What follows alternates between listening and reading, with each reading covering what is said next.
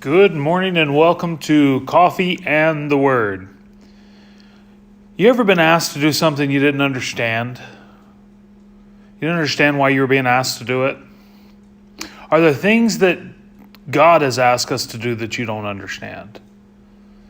I would imagine that's exactly how Abraham felt when, after having his son Isaac, him and Sarah finally got the son that they were promised well into their old age, and then God comes over and has a conversation with Abraham.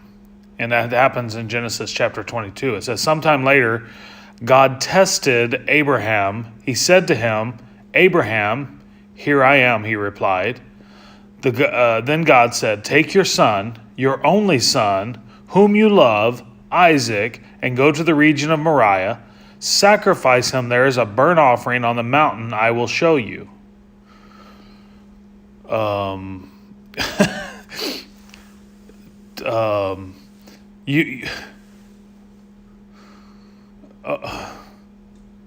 You ever feel like that? Like, it's like God comes to Abraham and he's like, "Okay, Abraham, you know that son you have, your only son, the son you love a lot?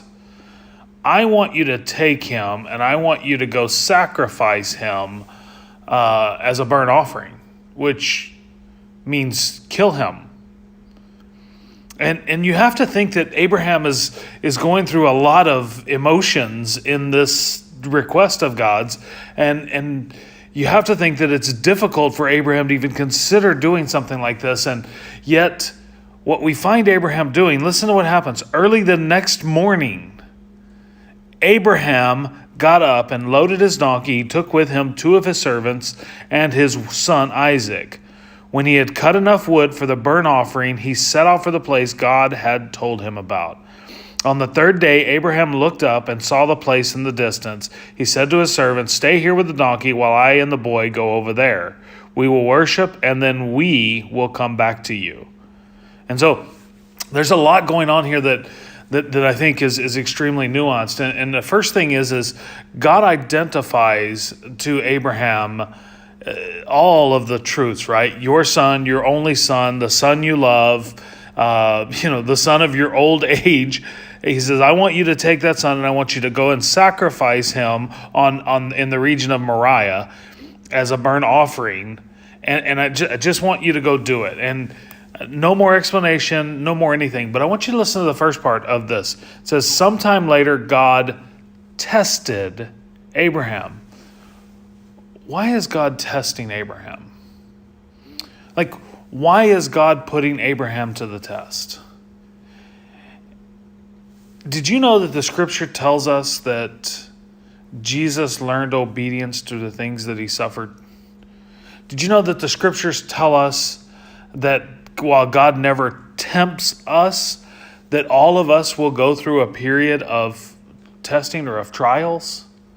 James tells us, "Consider it pure joy when you face various trials of many kinds, because it's producing in you a work," right? And so I think that sometimes we fail to recognize that some of the things we're going through are often what we could consider to be testings. And I don't think the testing, and I can't really establish this, but I don't think the testings are for God. Like, I think God's well aware of what we're capable of or what we're willing to do. I think the testing is for Abraham. I want you to recognize that though you love that son with all of your heart, though he is your only son, and he is the son of promise, and he is the son of prophecy, I want you to trust me with him. I want to show you that you can trust me. And so Abraham does it. Now, we have to do a little backstory. Number one, you have to realize that Abraham's talking to the God who twice before has delivered him from the hand of enemies when he's lied. We're talking about the God who had promised him that he would bless him, and he's done it. We're talking about Abraham, who the God that told him he would have a son in his old age would have a son in his old age. This is literally the opportunity for Abraham to say, "Okay, God, I got it. I trust you completely. You want me to take my son up there and you want me to sacrifice him? He's your son anyway. He belongs to you. I'll go do what you want me to do. I'll do it in the morning. And so he gets up and he goes, he takes his servant, and then he's headed up the mountain. And Isaac spoke up and said to his father, Father? Yes, my son. The fire and the wood are here, Isaac said.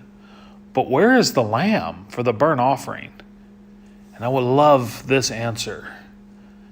Abraham says, God himself will provide the lamb for the burnt offering, my son. And the two of them went on together. God himself will provide it. And so it seems like Abraham's privy to the fact that God has got this, right? It seems like he's understanding that God will handle this. He doesn't spend all of his time trying to figure out what in the world is God lost his mind? He's not doing that. He takes his son up there. His son notices, like, hey, we're missing the lamb. Anybody seen a lamb? And then Abraham takes him up there. He builds the altar. And then listen to this. He bound his son Isaac and laid him on the altar on top of the wood. Then he reached out his hand, took out a knife to slay his son. But the angel of the Lord called out to him and said, Abraham, Abraham, here I am. Do not lay a hand on the boy, he said. Do not do anything to him. Now I know that you fear God, because you have not withheld from me the son, your only son. And then Abraham looked up, and there was a ram caught in the bushes that God provided.